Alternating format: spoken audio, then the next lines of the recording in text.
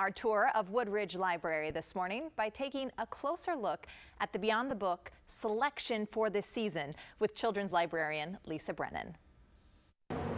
Welcome back to Woodridge Library, where they have so many programs for children going on, not only this season, but all the time. But specifically right now, we have a book of the season. What is our book this month, Lisa? Our book is The Lion and the Mouse, and this is a fable with which a lot of you are familiar.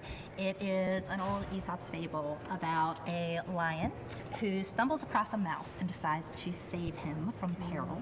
And later on, the lion is in trouble. He has been captured by a hunter and is in this terribly thick rope net. And when he cries out for help, of all the creatures around, it is the tiny mouse who comes and gnaws away at the rope to help him escape. So it's a story of kindness and patience and friendship. And in this version by Jerry Pinkney, this is the book that children receive when they join Beyond the Book. This version, which is an award winner, is set right here. You probably saw our entrance when you came in. And it is a wordless picture book. And it was chosen because wordless picture books are sometimes not recognized for just how many benefits they have for readers of all ages. Yeah, so what does a wordless book do for children as they're looking through it? It's really interesting. It's under the category of visual literacy, right? So when you're looking at any pictures, your mind is really filling itself with active engagement of what is happening in the illustration.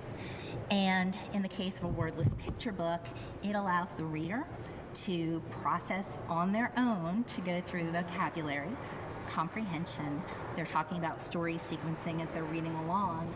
And those things a long time ago we really thought were just great for younger children, right, who weren't really familiar with print yet. Yeah. But what research has shown us most recently is that it invites and engages readers of all ages and stages. So with a preschooler, they're going to go through it and put their own vocabulary with it, but an older reader will go through and put more sophisticated text into the narrative and notice more of the details in the setting, and so it's really nice to see them expand.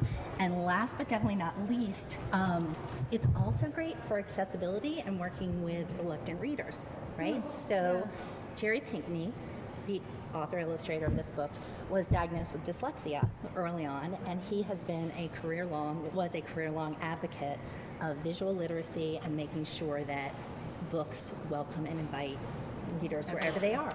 Right? So that's an incredible, I didn't even think about a wordless book having that many assets to young readers. And one of the activities in the book that I was mentioning, so here, and this is what's so great about the team of librarians working together with these extension books. So within this, you'll see vocabulary concepts are highlighted, there are opposites to match, and then sequencing, writing your own story. And along with that, it talks about empathy by talking about emotions with animals. And last but not least, they love this. So to act out the story, they even have their own little cutout puppets to retell the story in their own words. So yeah, this is a real game. Something incredible that you could do at home with your children as well. Is there anything else you recommend parents are doing with children at home? Read aloud to them, even when they can read on their own. There's so much research that says keeping that reading aloud going on is great. And I share with a lot of parents, reading 2 to 3 grade levels ahead of where they are helps lay a framework for the story structure that they want them to move toward with their independent reading later.